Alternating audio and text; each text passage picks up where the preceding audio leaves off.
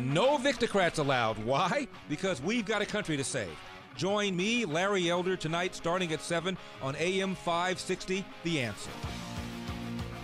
Morning, Dan and Amy, and this was interesting. CNN's Martin Savage did a little focus group on President Trump with Trump voters.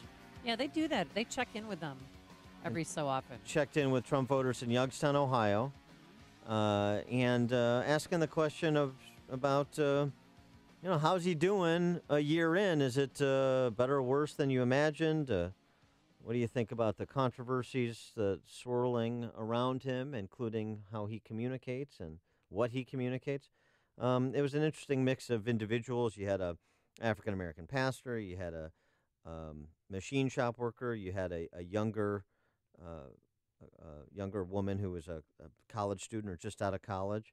Okay. Here's the predicate question. How's he doing? I'm with a pastor, a stay-at-home mom, a student, a machine shop worker, and a union member. Democrats or raised in Democrat families who crossed over to vote Trump. We're 1 year in. How's he doing? Fantastic. Phenomenal. Great. Better than I ever would have dreamt. I mean that sincerely. Really? Oh, yeah. Derek? Yeah. Yes, I agree. Absolutely. Yes, he's doing wonderful. He's staying on task. That's interesting, isn't it? I mean, that they're kind of looking at where things are, perhaps, in terms of the economy or just in terms of substantive policy that they're focused on, that he promised, and they're kind of focused on that, and they're cutting through, it seems to me, a lot of the media hype. The machine shop worker asked about Trump's tweets. So you don't cringe anymore because you've grown numb to it, or? No, not numb at all, but I know what he's done. And I'm starting to get an inkling why he uses Twitter in the way he does. Because if all he had to rely on is what people say about him, oh my God, I might not like the guy. But I love the guy. I love the job he's doing.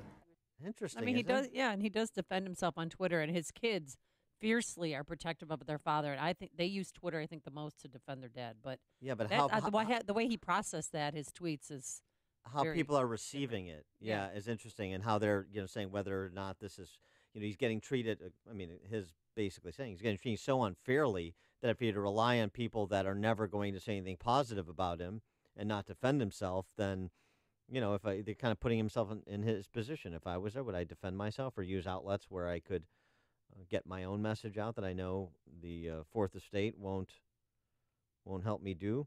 The young black woman on whether Trump is a racist. Justice met Trump at a rally and says he's not a racist. He was just the nicest person, and honestly, if he was a racist, as everyone paints him out to be, he could have just walked right past me and not even said a word. And whether or not, since we just had the 2017 Fakeys handed out last night. And if you missed it, we'll do it again at 8:35. Whether or not the media gives Trump a fair shake. Do you think the media gives the president a fair shake? I don't think so at all. No. 1 year later, these voters couldn't be happier. They see achievement. Most of all, they see a president like them. And he's like tenacious sometimes and says stuff off the cuff like we do, like real Americans do. We're not perfect. I'm tired of suave. I'm tired of polished. I'm tired of the teleprompter. I am. I want my country back. Interesting. Very interesting. Democrats who voted for Trump 1 year later in Youngstown, Ohio, center cut Midwest. For more on this and a couple of other topics, we're pleased to be joined by our friend Ed Morrissey, senior editor for HotAir.com and columnist for The Week. Ed, thanks for joining us. Appreciate it. Hey, great to be on with you. Thank you. So it seems like this could be what you heard from those individuals who spoke with CNN. This could be, Trump has his base, and his base is not going to leave him, but his base isn't big enough, and so could he ever get to a position where he is going to win re-election? Or could he continue to have policy successes if the Republicans, for example, lose the House in November, and there was a special election in Wisconsin this week where a district that was won by 17 points by Trump in 2016 flipped and a Democrat won, sort of a jarring victory. And I talked to people that are close to Walker up there. Very surprising a victory for Democrats there. It doesn't portend well for November. No, true. I think that those are things that you have to look at. There's been, I think, 34 legislative seats, state legislative seats, I should say, in the past year that have flipped to Democrats. Now, that you have to keep that in the context of the fact that Republicans had flipped nearly 1,000 legislative seats in the past 8 years. But 34 is a not insignificant number. This is the 34th seat is the one that took place in Wisconsin, and this was considered to be a fairly safe Republican district. Special elections are tricky. You've got to be very careful about extrapolating what happens in a special election to larger trends, because special elections, by their nature, have very different turnout models than normally scheduled elections, and there's different money and different dynamics that go into them. But I think Republicans are right to be concerned.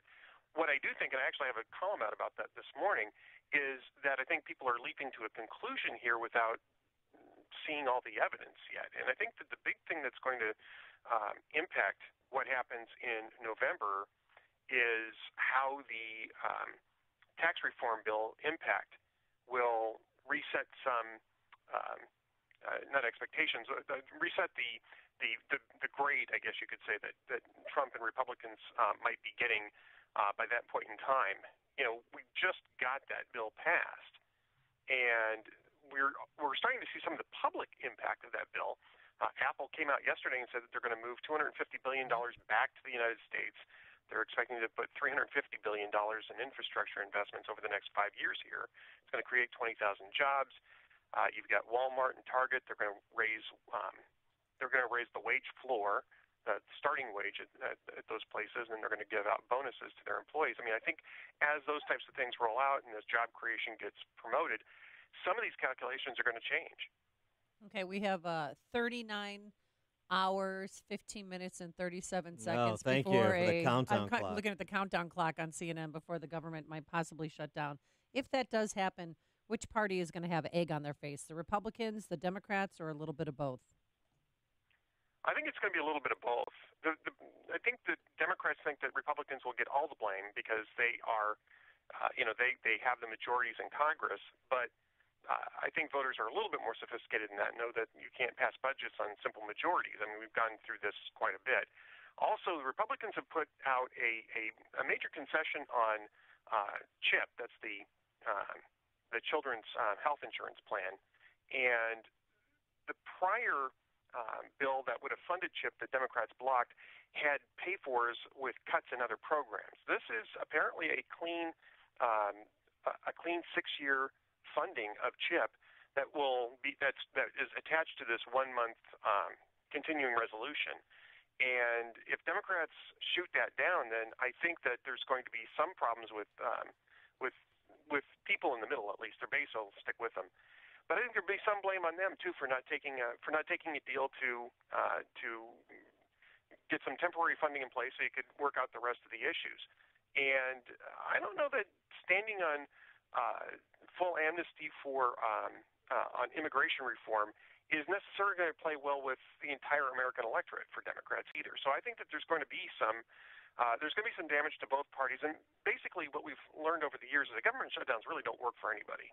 Well, and speaking of immigration, you had this rather interesting hearing this week with the Homeland Security Secretary, and she had to endure, the bloviations of a Dick Durbin and the histrionics of a Cory Booker and whatnot. But the underlying substance of what she had to say was really interesting, not just in terms of reiterating what the president wants and what Republicans want with respect to immigration reforms beyond providing permanent status to DACA designees, but also going after sanctuary city and state officials and potentially at least exploring the possibility of holding them legally accountable for preventing the enforcement of federal immigration law in their localities.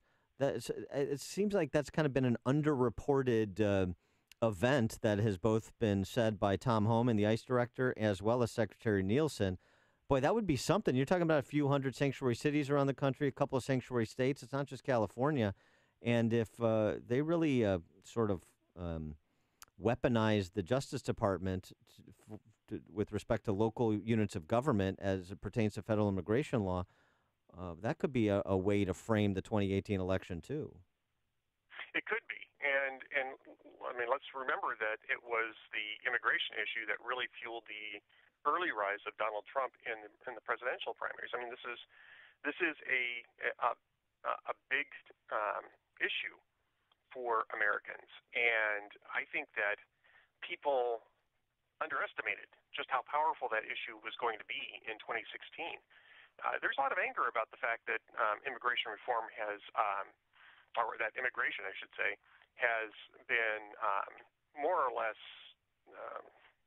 left. It's been left behind. People care about this issue, and nobody's doing anything about it. And I think that there's a lot of anger that goes along with that. I think that there's a basic expectation in American life that we live under a rule of law and that we have laws in the books for a reason, and that those laws should be enforced. And that is even more true for people who don't have permission to be here. And that while Americans might be inclined towards finding reasonable compromises on some things, they still want those laws enforced. And I think that anger over the lack of enforcement is something that's shared broadly by millions of Americans. So when you get down to the midterms and you have one party that's blocking the ability to do anything about enforcing those laws, and the other party who's struggling to get the enforcement in place, yeah, I think that that's going to be a big issue too. He is Ed Morrissey, senior editor for HotAir.com, as well as a columnist for The Week. Ed, thanks as always for joining us. Appreciate it. Thank you. And he joined us on our turnkey.pro answer line.